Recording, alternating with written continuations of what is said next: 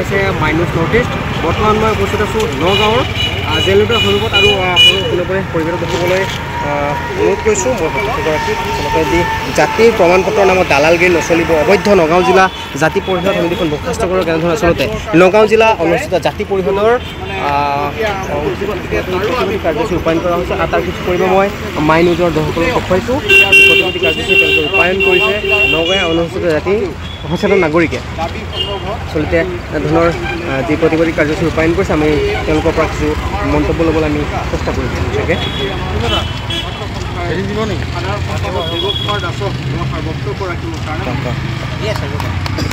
পৰিৱেশটো দেখুৱাই আছোঁ আৰু তেওঁলোকৰ পৰা আমি কিছু মন্তব্য ল'বলৈ আমি চেষ্টা কৰিম। যোগাযোগসকল আছে নগাঁও জিলা অনুষ্ঠিত জাতি পৰিষদৰ যি যোগাযোগসকল আছে তেওঁলোকৰ পৰা কিছু মন্তব্য ল'বলৈ চেষ্টা কৰিম। যিহেতু অবৈধ নগাঁও জিলা জাতি পৰিষদ সমিতিখন বৰ্খাস্ত কৰক দেখিবলৈ কৈছে। নগাঁও জিলা অনুষ্ঠিত জাতি পৰিষদৰ দুৰ্নীতি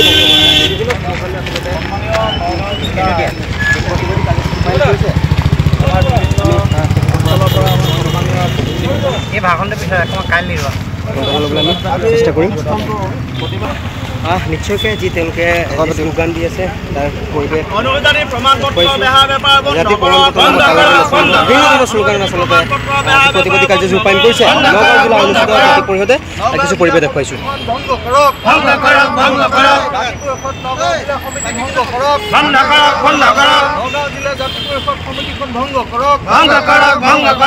জাতি পৰিষদ নগাঁও জিলা অবৈধ সমিতিখন ভংগ কৰক, জাতি প্ৰমাণ পত্ৰৰ নামত দালালগিৰি নচলিব, জাতি প্ৰমাণ পত্ৰৰ নামত দালালগিৰি নচলিব, জাতি প্ৰমাণ পত্ৰৰ নামত দালালগিৰি নচলিব, নগাঁও জিলা জাতি পৰিষদ সমিতিখন ভংগ কৰক, নগাঁও জিলা জাতি পৰিষদ সমিতিখন ভংগ কৰক, নগাঁও জিলা জাতি পৰিষদৰ দুৰ্নীতি নচলিব, নগাঁও জিলা জাতি পৰিষদৰ দুৰ্নীতি নচলিব, নগাঁও জিলা জাতি পৰিষদৰ দুৰ্নীতি ভংগ কৰক। আমাৰ অসম অনুসূচিত জাতি পৰিষদৰ যিজন সন্মানীয় সভাপতি তেওঁ দেৰগাঁও বিধানসভাৰ বিধায়ক ভৱেন ভৰালী, তেওঁক আমি এটাই আহ্বান জনাওঁ যে তেখেতে বিধায়ক হোৱাৰ পিছত তেখেতে অসম অনুসূচিত জাতি পৰিষদৰ সভাপতি পদটো এৰি দিব লাগিছিল আৰু অনুসূচিত জাতি পৰিষদখন ৰাইজৰ স্বাৰ্থত উৎসৰ্গা কৰিব লাগিছিল। কিন্তু তাকে নকৰি তেওঁ নিজে ক্ষমতাটো সাৱটি ধৰি ৰাখি তেওঁ অসমৰ বিভিন্ন জিলাত ময়মতালিভাৱে একাংশ সাংগু পাংগুক লগত লৈ তেওঁ অনুসূচিত জাতি পৰিষদখন চলাই থকা আমাৰ পৰিলক্ষিত হৈছে। আৰু এই অসম অনুসূচিত জাতি পৰিষদখন ইতিমধ্যে আদালতৰ বিচাৰাধীন হৈ আছে। তেওঁলোকৰ অধিৱেশনৰ সময়ত যি তেওঁলোকে বিভক্ত হৈছিলে, তেওঁলোকে যি নীতিবহিৰ্ভৱে সভাপতি সম্পাদক নিৰ্বাচিত হৈছিলে, এই বিষয়টোৰ বিৰুদ্ধে ইতিমধ্যে উচ্চ ন্যায়ালয়ত মহামান্য অসমৰ উচ্চ ন্যায়ালয়ত ইয়াৰ এটা বিচাৰ প্ৰক্ৰিয়া চলি আছে। বিচাৰ প্ৰক্ৰিয়া চলি থকাৰ পিছত তেওঁলোকে কাৰ্যনিৰ্বাহ কৰাৰ তেওঁলোকৰ কোনো ধৰণৰ সাংবিধানিক বা নৈতিক অধিকাৰ নাই, তেওঁলোকৰ আইনগত অধিকাৰ নাই। আৰু এটা কথা আমি ভৱেন ভৰালী ডাঙৰীয়াক আজি প্ৰতিবাদস্থলীৰ পৰা স্পষ্টভাৱে তেওঁক আহ্বান জনাইছোঁ, তেখেতে তেখেতৰ বিধানসভাৰ মজিয়াত বিধায়ক ৰূপে কাৰ্যনিৰ্বাহ কৰি থকা অসমৰ অন্যতম মিচিং জনগোষ্ঠীৰ নেতা ৰণোজ পেগুৰ পৰা তেওঁ কিছু শিকি লওক। জাতি কাক বোলে, জাতীয়তাবাদ কাক বোলে। তেখেতে আজি অনুসূচিত জাতি নামত দালালি কৰি আছে। তেখেতৰ নেতৃত্বত অসমৰ সকলো জিলাতে অনুসূচিত জাতি এখন ৰমৰমীয়া বেহা বেপাৰ চলি আছে। অনা অনুসূচিত জাতি মানুহক প্ৰমাণ পত্ৰ প্ৰদান কৰি আছে। তেওঁলোকে অনুসূচিত জাতিৰ সংজ্ঞা নাজানে। স্বয়ং বিধায়ক ভৱেন ভৰালী ডাঙৰীয়াই অনুসূচিত জাতিৰ সংজ্ঞা নাজানে। তেওঁ যদি সাহস আছে তেওঁ মুখামুখি হওক আমাৰ। এতিয়া আমি আজি প্ৰতিবাদস্থলীৰ পৰা এটা কথা কওঁ যে নগাঁও জিলা সমিতিখনে অবৈধভাৱে কাৰ্যনিৰ্বাহ কৰি থকাত আমাৰ নগাঁও জিলা অনুসূচিত জাতি সচেতন ৰাইজে ইয়াৰ বিৰোধিতা কৰিছে। তেওঁলোকৰ যদি সাহস আছে ৰাইজক লগত লৈ এখন মুকলি মঞ্চত তেখেতলোকে কমিটিখন গঠন কৰি ৰাইজৰ সেৱাৰ অৰ্থে তেওঁলোকে কমিটিখন গঠন কৰি দিয়ক।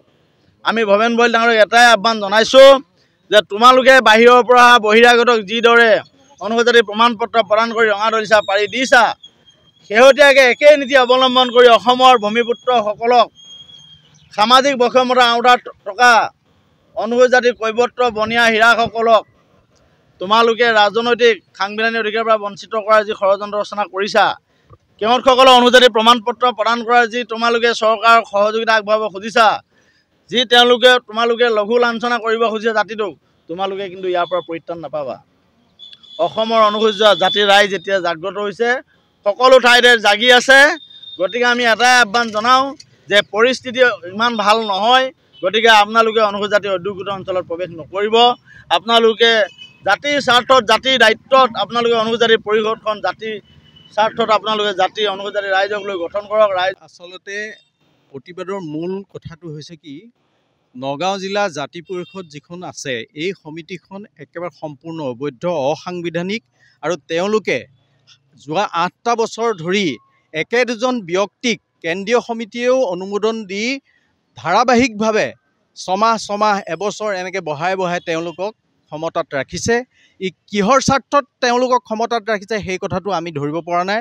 আৰু দীৰ্ঘদিনে এই তেওঁলোককে আকৌ কিহৰ স্বাৰ্থত দিলে, নিশ্চয় ইয়াত কিবা স্বাৰ্থ আছে, জড়িত আছে। নতুন কমিটি হোৱা নাই, গতিকে নতুন কমিটি হৈছিল, অধিৱেশনত হৈছিল, কিন্তু তেওঁলোকে নতুন সমিতিত নিৰ্বাচিত লোকসকলক বাদ দি সেই আগৰ দুজন ব্যক্তিকে দায়িত্ব দি আকৌ এখন বেলেগ কমিটি অনুমোদন দিছে কেন্দ্ৰীয় চৰকাৰে।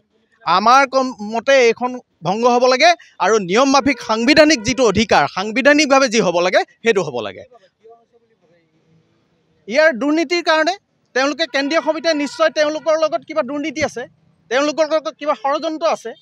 তেওঁলোকে আমাৰ জাতিটোক এই ভুৱা দি এনেধৰণে জাতিৰ চাৰ্টিফিকেটবিলাক বিক্ৰী কৰি আছে।